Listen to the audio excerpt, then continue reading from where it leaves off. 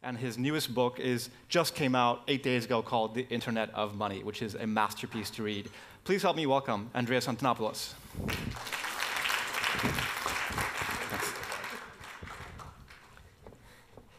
Good morning, everyone. Let's start with a quick poll here. How many of you have used a digital currency like Bitcoin at least once? And how many of you own Bitcoin at this moment, or any other digital currency? OK. We can fix that.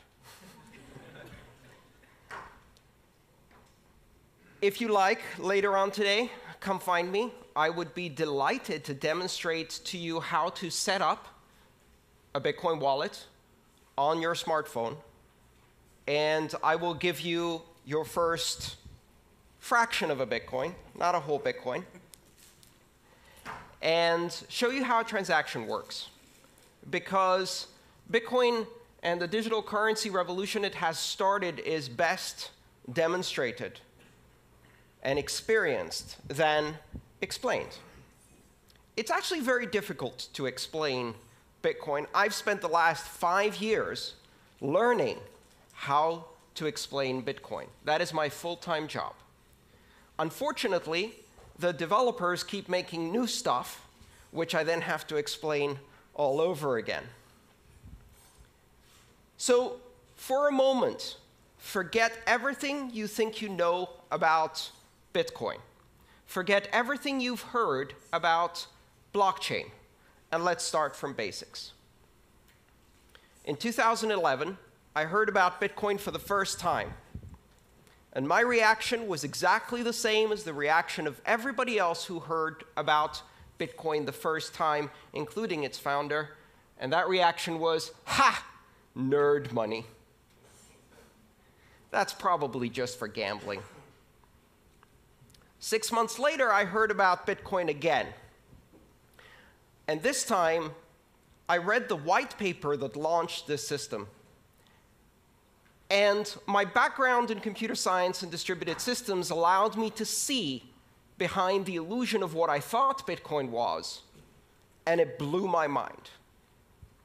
In my life, I have now had 6 occasions in which I have become absolutely obsessed with a system of technology to the point of forgetting to eat, forgetting to sleep, and consuming as much knowledge as I possibly can. My first computer, when I was 10 years old, my first programming language experience, my first modem, my first access to the web, the first time I used the web browser, the first time I downloaded and installed the Linux operating system, and then Bitcoin. When I've discovered it, I spent 4 months consuming as much as I could, except food. I lost 26 pounds on the highly inadvisable diet of obsession. I have not emerged from that because I keep finding new layers of depth to understand this. And the reason it's so fascinating is because it isn't what it appears to be at first glance. Bitcoin isn't money. The blockchain isn't a system of currency. It is a platform of trust. It's not a company. It's not a product. It's not a service you sign up for. It's not a currency. Currency is just the first application. It is the concept of decentralization applied to the human communication of value. Because what is money? InQ told us it's an illusion. It's imaginary. And the reason we don't grasp that is because it's so deeply embedded in our civilization. Money is one of the oldest technologies that humanity has. It precedes writing. How do we know that? The very first samples of writing we have are spreadsheets. They are tallies and ledgers of debts owed, and money pre-existed that writing. You might even speculate that money had an oral tradition until it needed to invent a written tradition, so writing was created for it. In the history of money that now spans tens of thousands of years, there have been maybe 5 major changes. From pure barter exchange to the introduction of the first abstraction of value, shells, feathers, beads, nuts, stones, and then precious metals, and then paper money, and then plastic money, and now network money. Bitcoin introduces a platform on which you can run currency as an application on a network without any central points of control, a system completely decentralized like the internet itself. It is not money for the internet, but the internet of money. And what is money? Money is a language. Money is a linguistic abstraction. Money is a language that we use to communicate value to each other. Money simply allows us to express value, and that value may have economic consequences, but it also has other consequences. We use money to express and create social bonds and relationships and associations and to create organization. Bitcoin is the first system of money that is not controlled by any entity, that is completely decentralized. And what that does is it introduces the very same things that the internet brought to communication. If money is speech, if money is a language, and you disconnect it from all other media, and you make it pure speech, pure content, an internet content type, a protocol designation, money over IP, it completely separates it from all of these previous notions of nations, sovereign issuers, institutions that control. And so we go from institution-based money to network-based money. And of course, everyone will welcome this with open arms. Not a chance. What do you think they said the first time someone was presented with a gold depository certificate instead of a gold coin? They said, "That's not money. Go away."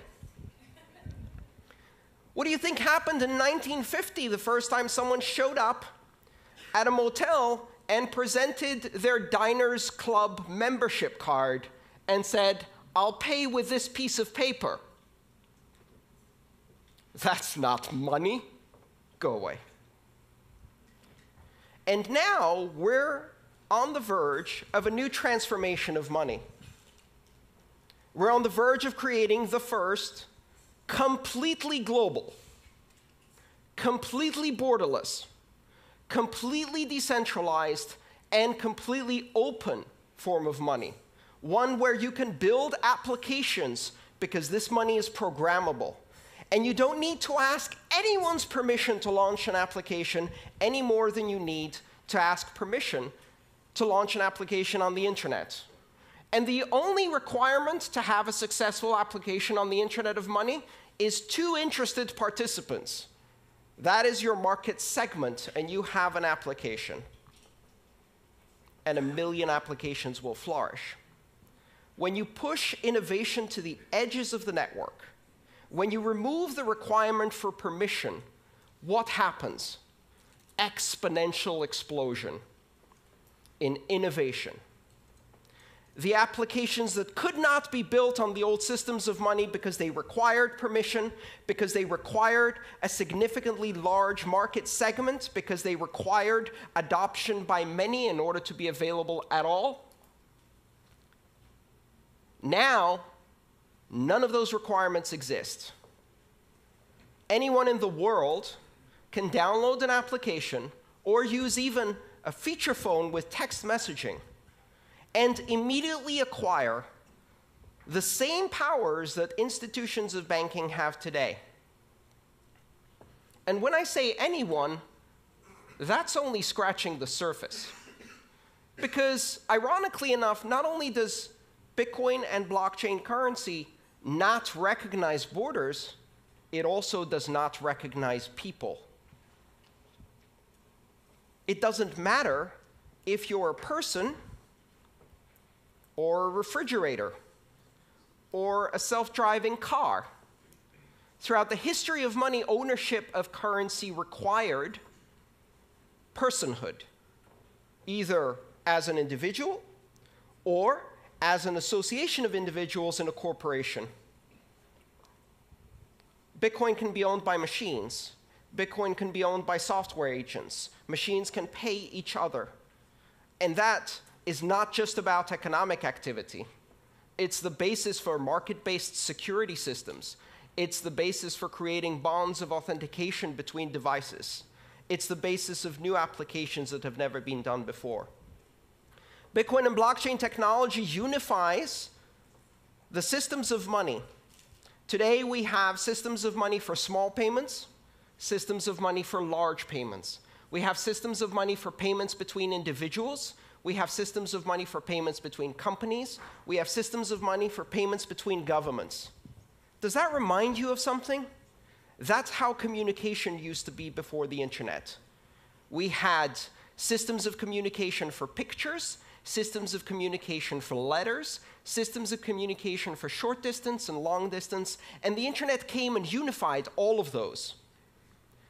What the Internet of Money does is it creates a single network which can do a microtransaction to a gigatransaction in seconds, anywhere in the world, for any participant without permission. But if you just look at the application of money, you're missing the point. Because you can take the language, the building blocks of this platform, and use them to construct other languages that communicate value. Tokens, reward points, brand loyalty coins. Today, there are over 1,000 digital currencies using the design pattern, the recipe of Bitcoin. Most of them are junk. Some of them are not. And over the next decade, we are going to see tens of thousands and then hundreds of thousands of coins.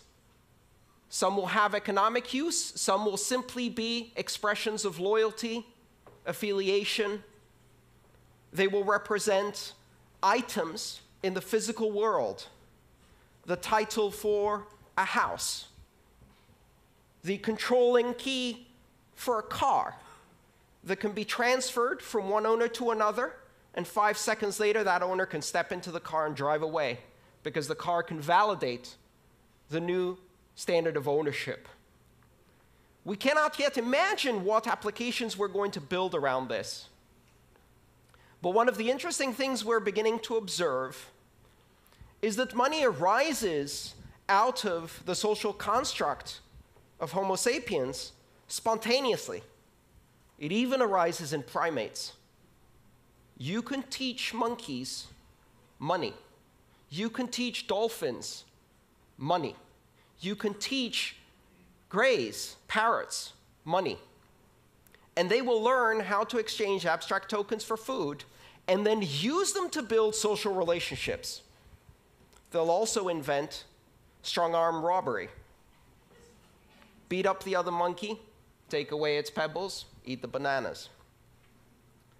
And we see that same thing happen in children. Toddlers invent money in kindergarten.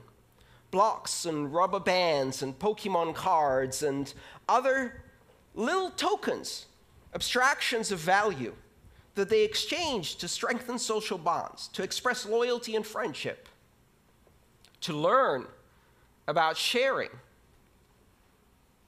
Children will be building currencies.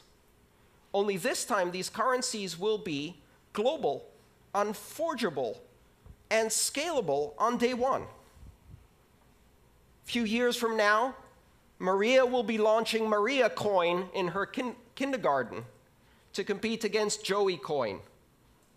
And it won't really matter to anyone. Until, of course, Justin Bieber launches Justin Bieber Coin, and it happens to surpass the market capitalization of 30 nations on this planet. And we are all writing horrified opinion editorials about how the world is going to hell.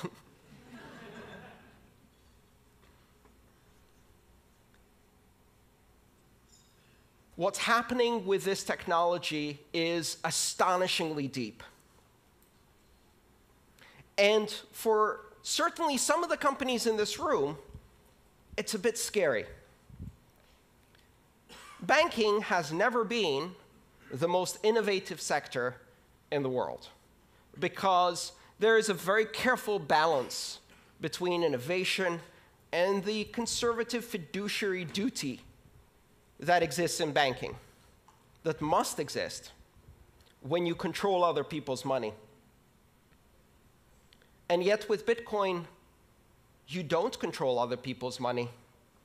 In Bitcoin, I control my money. I have complete and total authority over my Bitcoin. It cannot be seized, it cannot be frozen, it cannot be censored, my transactions cannot be intercepted, and they cannot be stopped. And I can do so with almost complete anonymity, and so can anyone 5 minutes after they download an application, and money has changed forever, and banking has changed forever. The idea that you can proceed in the industry of money, in the industries of commerce, and maintain the same conservative attitude that has existed now for centuries, ever since merchants in Venice and Amsterdam started issuing depository certificates and providing banking services. That is gone. That is gone. You cannot operate closed systems that have borders and require permission to join at a rate of innovation that is controlled by the most conservative tendencies within your organization, because now you are competing with a technology that enables exponential growth, exponential innovation at the edges without permission by anyone in the world. And it's not about anyone in this room. Why? We represent the privileged elite. I can go onto a brokerage account, open it up online, and be trading on the Tokyo stock market within 12 hours in yen. That is the privilege that I have. 1.5 billion people have that privilege. 6 billion people can operate mainly in one currency and perhaps have some basic banking services. 4 billion people are significantly underbanked, and an astonishing 2.5 billion people are completely unbanked. They will leapfrog. They will never have a relationship with a bank. Every single child born today will never have a bank account. They will have a bank app. A bank app that doesn't give them an account, a bank app that makes them a banker, an international banker in an app. They will not be permitted to open a bank account until they're 16 years old. By that time, I hope they will have at least 6 or more years of experience with digital currencies. And I would like to watch them walk into a bank branch to have someone explain to them what 3 to 5 business days means.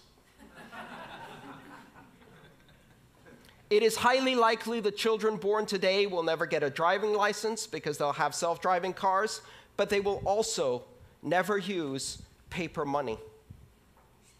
Because by the time they get to an age where they really start using money, there is no paper money.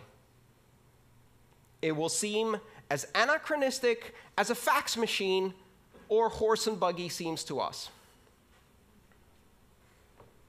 Exponential innovation on a global basis, giving access to the other 6 billion.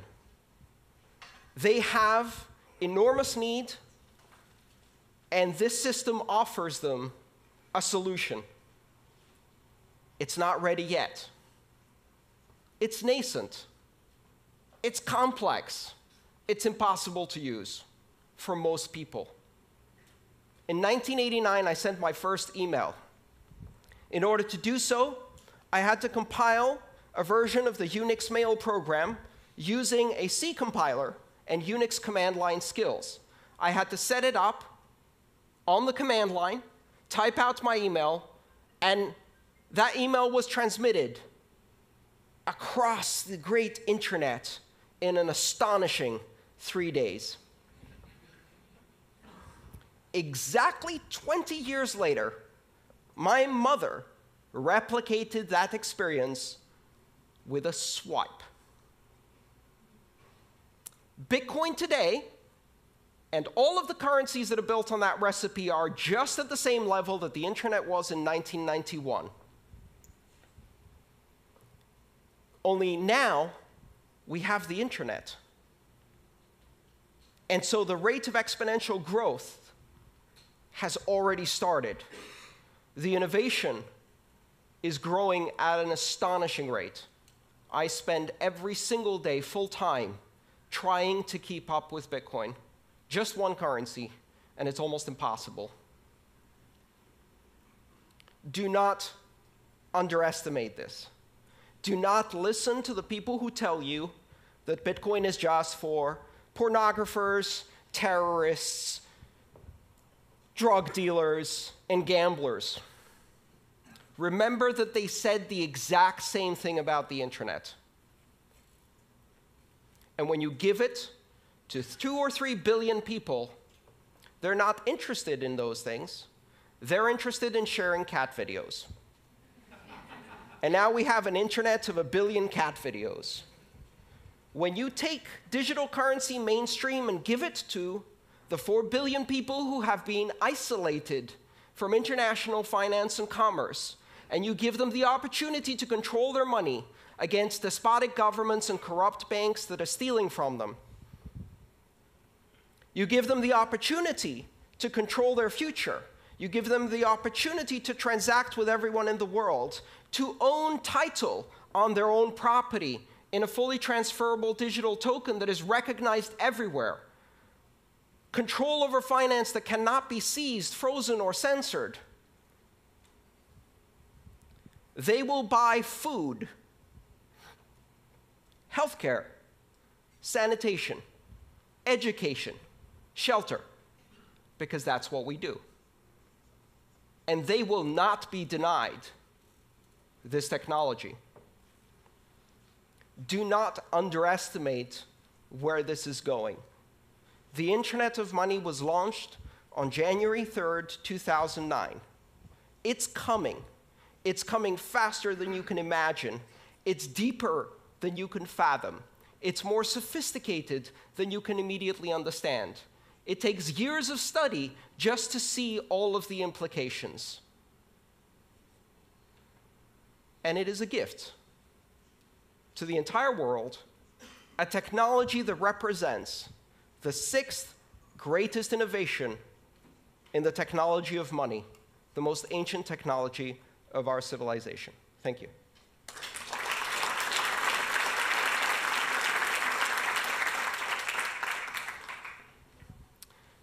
Shall we do some questions? We've got plenty of time for questions. Christian.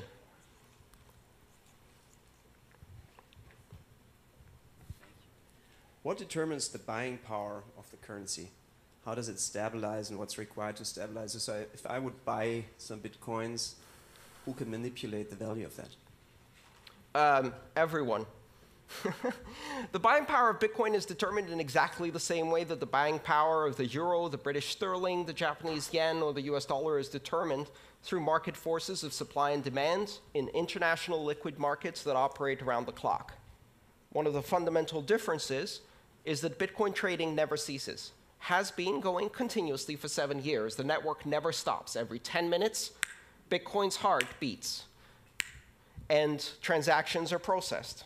The exchanges never close. There is no closing price for Bitcoin. It is a rolling average. And in that trading, a market capitalization of approximately $12 billion is now traded internationally. What is $12 billion for a global currency? It's a guppy swimming in shark-infested waters.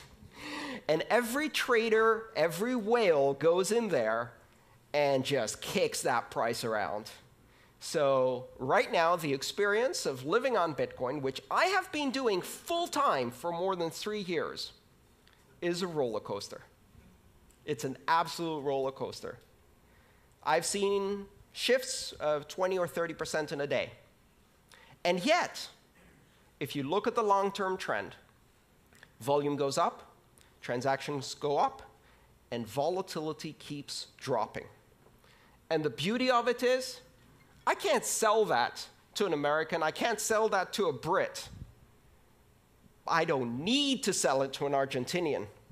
I don't need to sell it to a Brazilian. I don't need to sell it to a Venezuelan. I went to a conference and an Argentinian told me, I'm not worried about volatility. Our currency has volatility like this. Bitcoin has volatility like this. I'd rather be going in that direction. And you don't need to tell them why. Their government threw people out of airplanes not more than 35 years ago for disagreeing. They already know why the separation of state and money is a good idea. And so volatility is relative.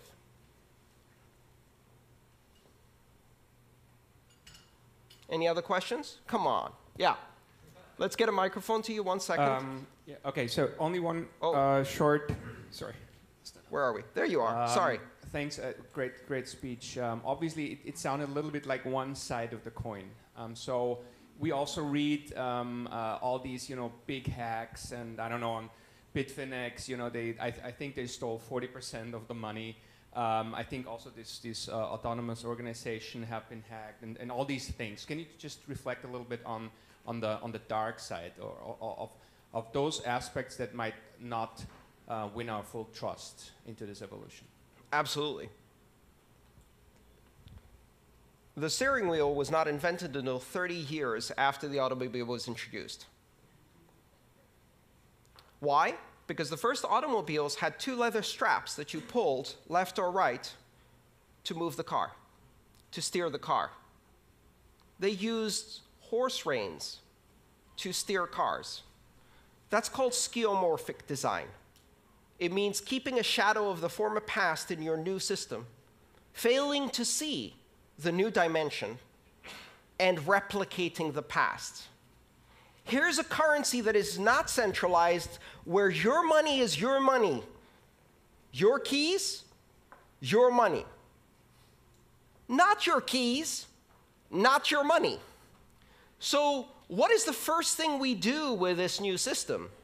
We build centralized institutions of custodial control that take other people's money and hold it for them.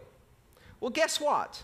The entire history of banking, the entire system of regulation and oversight is based on the simple, centuries-old understanding that when somebody else holds your money, chances are they're going to run away with it.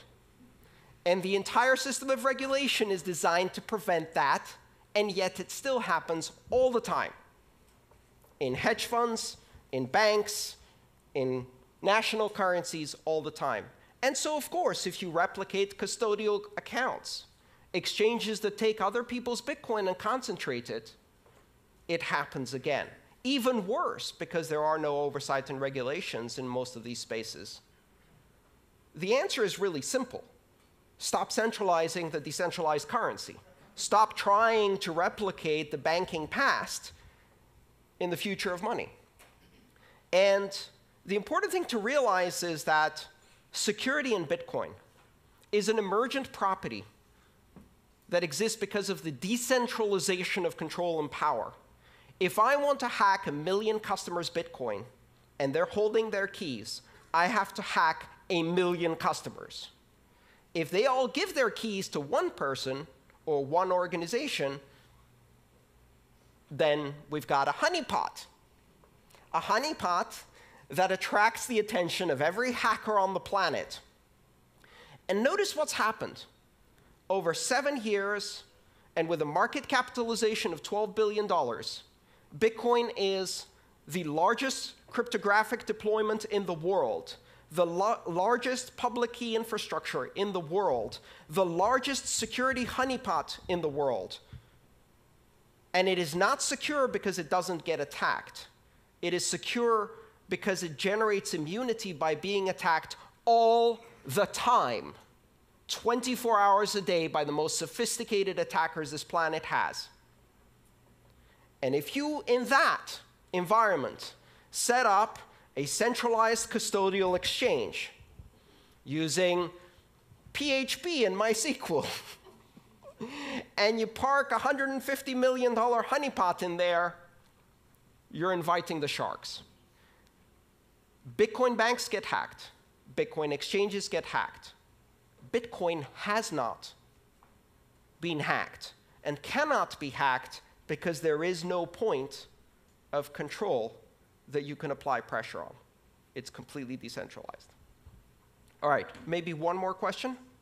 Yes. Where does supply of Bitcoin come from? And are you sure the market doesn't get oversupplied? The supply of Bitcoin is determined algorithmically based on a geometrically declining supply function, meaning that in the beginning, every 10 minutes, 50 new Bitcoin are created. So every block, the heartbeat, 10 minutes, created 50 new Bitcoin. This Bitcoin is used as a reward in a game theory-based security model that ensures that every transaction is independently validated by completely anonymous actors who have to stake electricity as a guarantee of the security work they've done. And if they succeed in doing the security work of validating transactions correctly, they earn as a reward, based on a probabilistic return, that reward, 50 Bitcoin every 10 minutes. That's how currency is introduced into the economy. Every 4 years, it gets cut in half. 50 to 25 in November of 2012.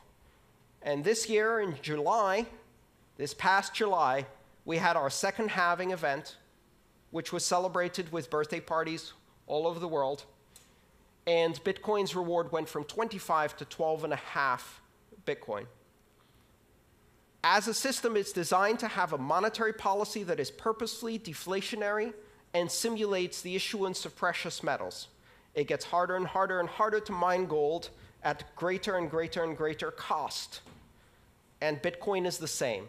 The idea being that less and less is issued over time. If you follow that geometric curve, at some point you reach the end. In the year 2141, Bitcoin is no longer issued. 21 million coins is the asymptotic cap. It will never reach 21 million coins. That is part of the protocol.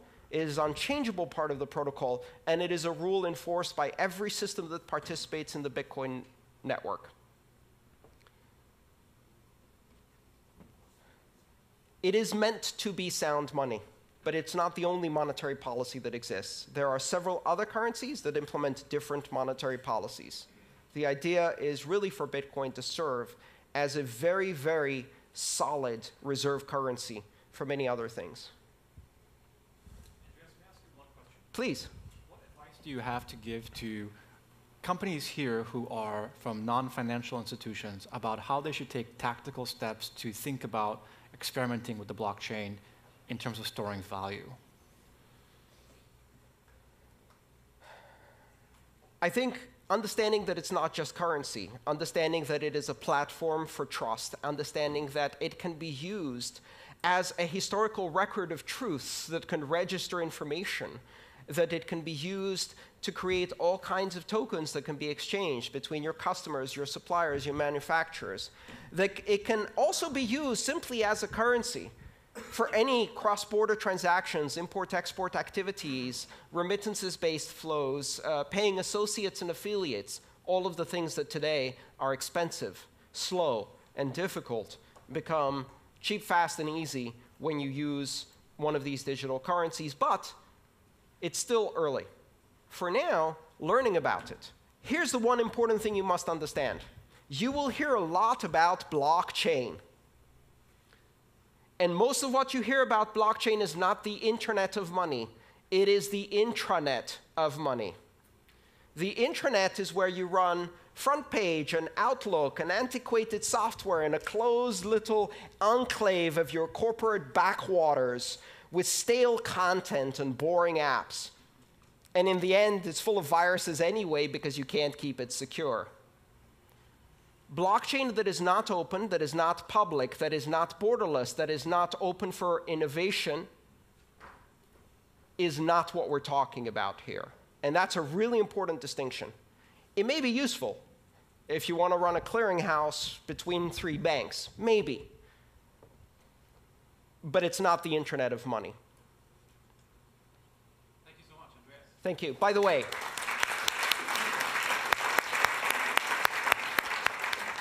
everybody who asked a question gets a free copy of my book. Come and see me in the back there. Thank you so much. Thank you.